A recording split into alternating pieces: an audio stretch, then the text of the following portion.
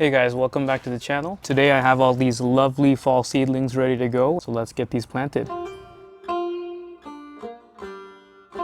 As you can see here, these seedlings are more than ready to go. So the netting has served its purpose to protect these seedlings. As you can see, the leaves are looking really healthy. I've sprayed them with some neem oil after I noticed some aphids on them, but they're all looking really good.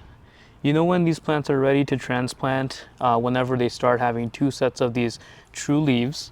So as far as the two sets of true leaves goes, the first leaves that come out, like these right here, these are actually cotyledons, they're not true leaves. The true leaves are the leaves that come out afterwards, and they resemble the leaves of the adult plant. So as you can see, there are two sets of true leaves on most of these, and that means that they're ready to go. Also, I've been bottom watering the entire tray, and which will lead to really good healthy roots. Let's just take a look. So it just so happens that I have some space in the beds right here, and this is where all of my fall seedlings are gonna go. There's one lonely broccoli left in this bed, and just the other day I picked some of the cabbages out of here. Earlier than that, I picked some of the cauliflowers out of here, and now we've got a nice empty bed just ready to go for fall seedling transplanting. What have we got growing in these little seedling trays right here? So over here we've got some lovely Swiss chard. Look at those beautiful, colorful stems on these.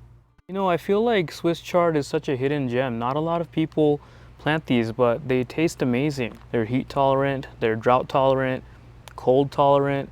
So they make the perfect type of spinach. Most spinach you have to wait for cool weather in order to enjoy, but why wait for one season to enjoy spinach when you can have spinach all year long? And on that note, here's another variety of Swiss chard called perpetual spinach. And look at these beautiful roots. That's the beauty of bottom watering your seedlings. This is a variety of kale called dinosaur kale. This variety of kale is called blue Scotch curled kale. They look really pretty in blue once the season gets started, the fall season that is. And with it I have some long day onions. Zone 7B, high desert area. Typically it's best to plant short day onions, but I'm just experimenting with some long day onions just to see what happens. So most of these plants, and I did this last year, I planted them around this time, and we have about maybe a month or at least a few weeks left, and within those few weeks these seedlings are going to get much stronger, and then they'll be able to overwinter and then give us loads of vegetables next spring. This is a variety of onion called Texas Grano, and it's doing really well. Really good germination, just looks like a cup of grass. But I always plant onions like this. I just spread a bunch of seeds into a cup, and again, really good rooting as you can see, and they just separate really easily. And what I'm going to plan to do with the onions is plant them in between my fall crops. So I have a couple varieties of cauliflower and cabbages in here. The thing with a lot of fall crops and brassicas is pests and bugs and critters all love these just as much as we do. So the strategy will be to put in some onions in between things. The onions should be deterring some of the pests. Go and grab a couple of tools that I'm going to need.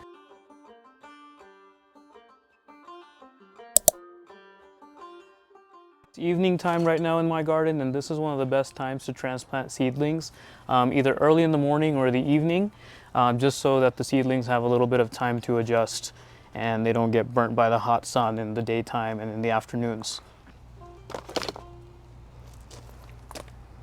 Okay guys, so I'm starting to lose a little bit of daylight. So basically I'm going to show you guys how I plant the Swiss chard out, and the others are pretty much exactly the same way. So I'm just getting my gloves on and let's get to planting.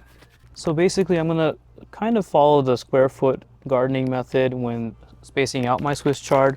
I'm going to probably put 2 per square foot, and I'm going to start exactly right over there where that broccoli is still currently. So now that I have this area chosen, I'm just going to clear this out. Go and dig my little trench. And you can actually plant most of these things pretty deep. I'll show you exactly what I mean. So let's go and take one of these out of the seed trays. Beautiful little roots on a stunning plant. So before I stick that in there, I'm going to give it a little dusting of the biotone. And then when I plant it in, I'm going to plant it pretty deep. Now that that's nice and snug, I'm just going to backfill. And that's it, guys. Just pack that in just a little bit, and it'll settle itself in. Now the next one, again, I'm going to spread these plants around about a foot or so from each other as much as I can, and just kind of cover the entire bed. It's also getting still pretty hot out here, so I'm actually going to go ahead and take all of these out of their cells so I can just start planting one by one.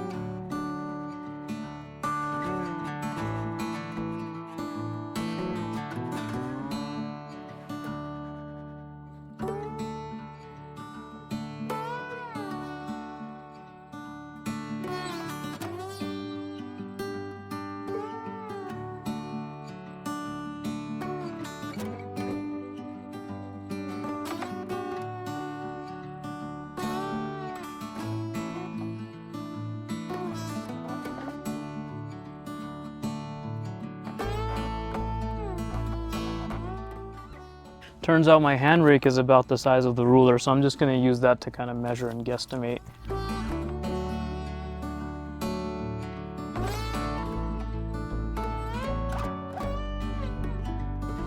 Nothing too scientific about it, as long as they're not too close together.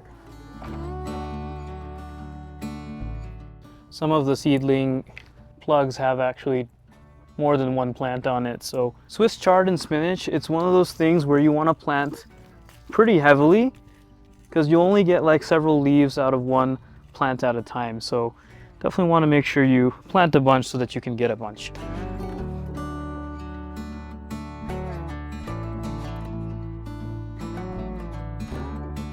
Just going to sprinkle my biotone fertilizer in each of the holes.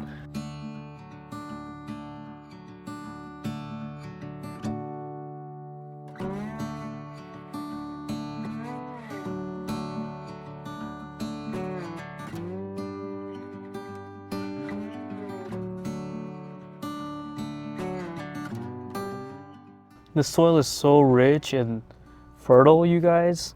When I first started gardening here, this was my first raised bed that was already built into the house when I moved in. And it had looked like it hadn't been used in a while, super dry and hydrophobic. The water would just pour right off the top instead of soaking in.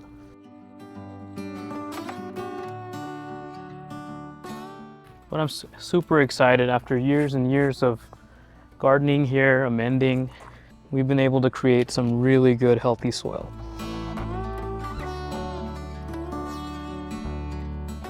And there's earthworms too. I never thought I would find earthworms here in the desert, but sure enough, all the hard work is paying off, and we certainly have earthworms.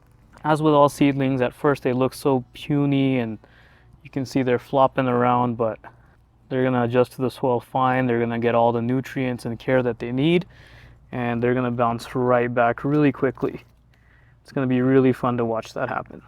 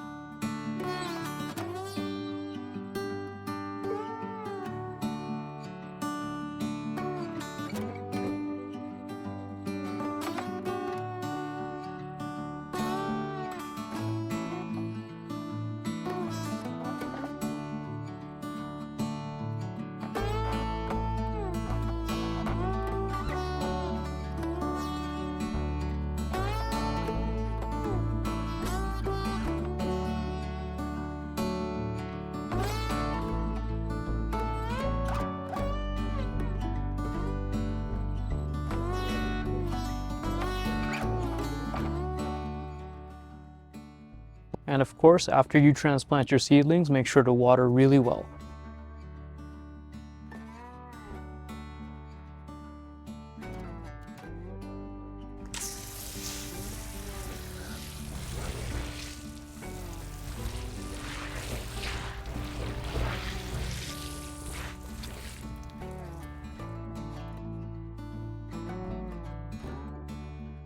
So that's it for a part of how I transplanted these fall seedlings. Again, I still got a bunch more to go, but I'm losing sunlight and I don't want to rush the process. Whenever I'm gardening, I want to make sure it's kind of an enjoyable thing for me, so definitely not going to rush it. I've just planted out what I have back there and I'll slowly work on the rest day by day. Anyways guys, thanks for hanging out with me while I did the fall seedling planting project. I will definitely show you the end results once I get everything planted out. If you liked the video, please hit the like button, share with your friends, comment if you have any questions or any tips. Also, please don't forget to hit the subscribe button. It's really helping grow my little gardening channel here. And I appreciate you guys. We'll see you on the next one.